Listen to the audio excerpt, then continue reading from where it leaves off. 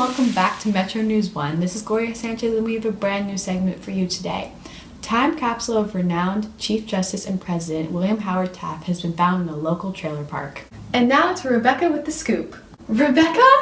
Hi, this is Rebecca reporting live from the Washington, D.C. trailer park, where we have found this time capsule of William Howard Taft by a local civilian, Cooper Abrazizi. Our analysts say that it is one of his personal diaries and have made the videos available to the public. Let's take a look. Is this thing on?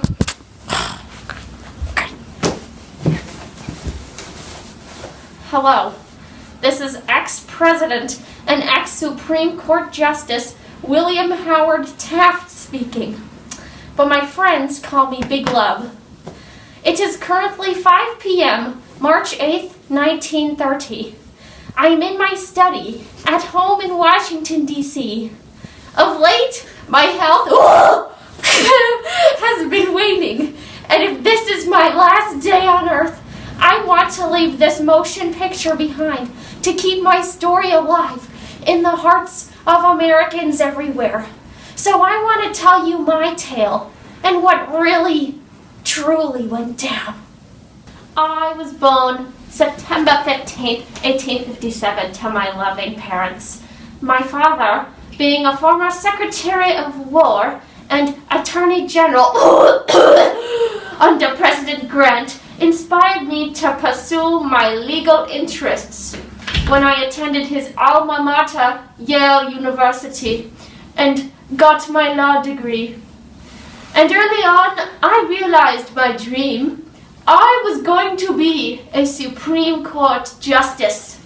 No matter the cost, I would dedicate myself to achieving that goal.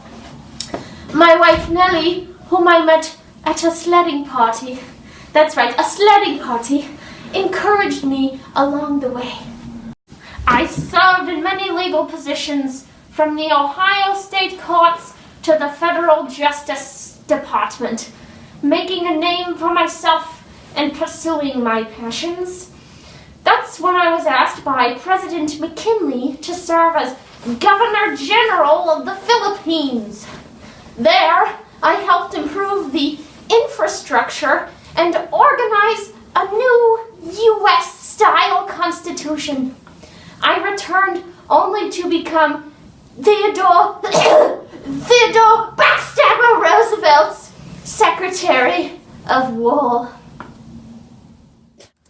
I soon noticed that at the end of Roosevelt's terms that he was grooming me for the presidency myself. My wife had always wanted to live in the White House, and so I decided to run.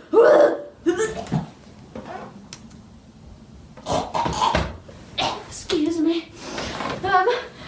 I'd say that my presidency was one of the best I've ever seen. I mean, I filed 80 trust-busting suits.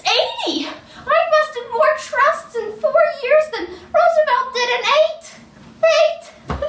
Not to mention, my corporate income tax raised $13 million. I supported conservation policy and Booker T. Washington's plan for the improvement of African American lives. That's right, I can get pretty progressive too. Anyway, when my longtime chum, Theodore Roosevelt, stabbed me in the back and sabotaged my next election, I could never look him in the eye again. But whatever, I don't care. It's fine. Everything's fine. Anywho, it freed me up for bigger and better things. And that's right. After a stint teaching law at Yale, President Harding appointed me Chief Justice. Can you believe it? Not to mention, I was the only president to serve as Chief Justice and President. Here, too, I believe I may have been one of the best, maybe better than John Marshall. Who knows? Who knows? I helped pass the Judges Act of 1925, which allowed the court more freedom to decide which cases it was going to take. And in the Myers versus United States Act, I helped uphold the right of presidents to remove officials who worked for the federal government. Now, I know there ought to be a lot of questions about my weight, but I'm down to 270, so things are looking up. And just because I'm the fattest president we've ever had, it just means that my heart is equally as fat.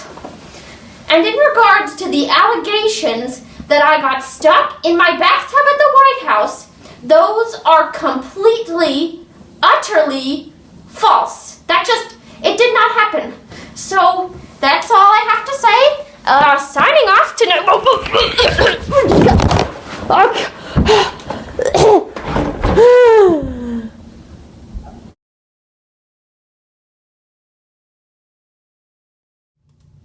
Wow, that was educational. William Howard Taft was such a significant and inspiring historical figure.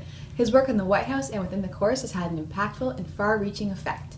His institution of the corporate income tax was a momentous decision that still affects our economy and every established business. And his support of the direct election of senators has revolutionized representative democracy since his time. His 250 judicial rulings have also directly shaped how the federal courts function today. I've heard that he's been nominated for the Progressive Era Hall of Fame, which is such an honor to give him. Go give him a vote. Let his legacy live on.